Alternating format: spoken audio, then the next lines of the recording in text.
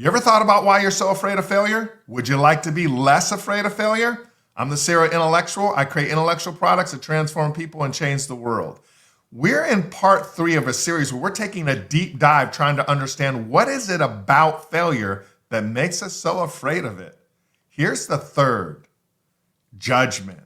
That's right, judgment. You say, well, judgment of what or of whom?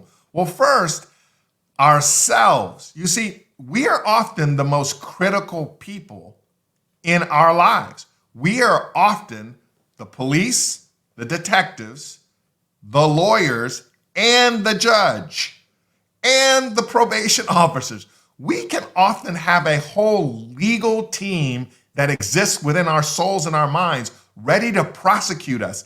And what we really fear in failure is the judgment that's going to come from you and me. But we also feel the judgment that's going to come from others. I mean, what are they going to think about me? Am I going to lose respect? Are they going to treat me different? And anybody who says, oh, I don't care about that, you lying. You care some, you lying. We all care some. But a third area of judgment that people are afraid of and they're really wrestling with on a subconscious level is God. You see, a lot of us would like to think that we have this real robust theology and view of God. And we hear people say all the time, God is love, he doesn't judge. Well, if you really believe that, you should be taking the biggest risk in the world, and you're not. So what's up? Just asking for a friend. So we really think God's gonna get me. God's the boogeyman. I'm just saying.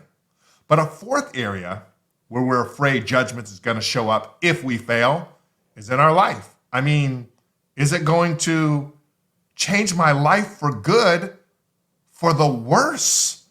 I'm gonna have judgment for the rest of my life. I mean, I have a failed marriage and I don't have a relationship with my kid and I lost my business and I have 2 bankruptcies and I tried to do this and I went public with this social media thing and it all was for naught. And now I'm known as the person who started that and it didn't work out. And so the rest of my life, I'm going to carry this with me. It's like a scar. And what we fear is that these things are going to permanently affect us for the rest of our lives.